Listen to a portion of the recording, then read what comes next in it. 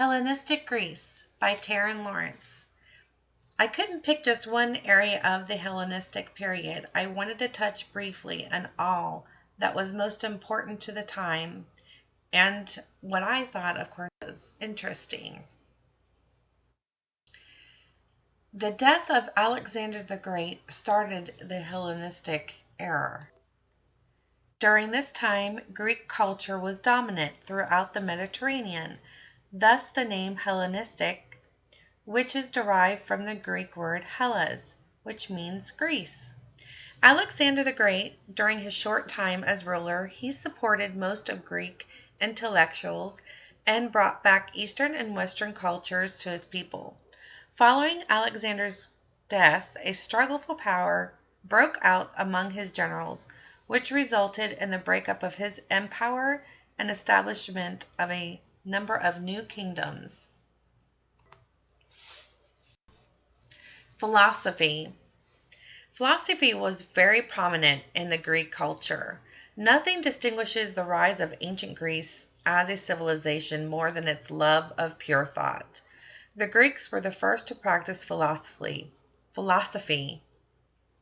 literally the love of wisdom, a term that was based not on faith or emotion, but on logic and reasoning. Stoicism was less concerned with formulation of systematic philosophy than with providing an approach to everyday living. Stoicism belief was that human beings can achieve happiness only by bringing their wills into harmony. The Stoics recognized that they could not control external circumstances, but they could control their response to those circumstances. Epicureanism is thought of a philosophy of self-indulgence and pleasure-seeking. Epicurus taught that fear, especially the fear of death and punishment after death, is responsible for human misery. Pergamon is thought of being called the Hellenistic city, was a large complex of architecture and sculpture, and perhaps the most extravagant of its kind. Pergamon was grand in vision and very large scale with ornate embellishments. Two of the very key architectures of this time was King Attalus and Eumenes. They also built the altar of Zeus at Pergamon.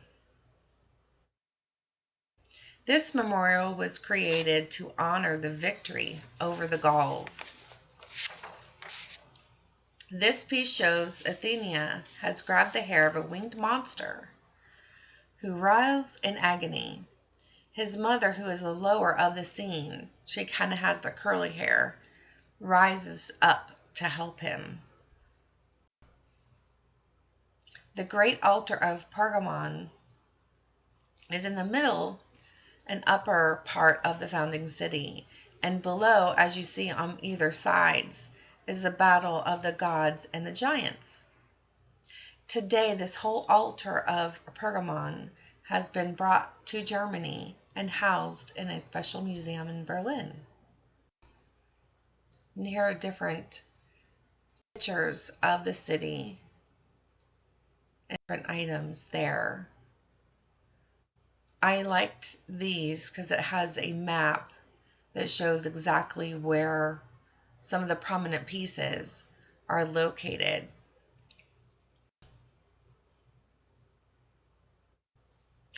Art in the Hellenistic period. Nike of Samothrace is also known as the Winged Victory. This piece of art is displayed at the Louvre. It is one of the most celebrated sculptures in the world and is described as the greatest masterpiece in the Hellenistic time. The Nike of Samothrace was discovered in 1863, is estimated to have been created around 200 to 190 BC. It is 8 feet high. It was created not only to honor the goddess Nike, but to honor a sea battle.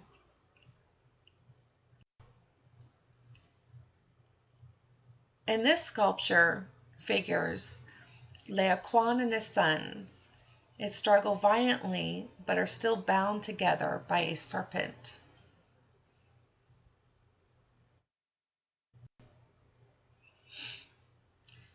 Music was a very important part of Greek life. At festivals, ancient Greeks held contests for musicians equal to those of athletics or athletes, awarding prizes and honors of similar measure.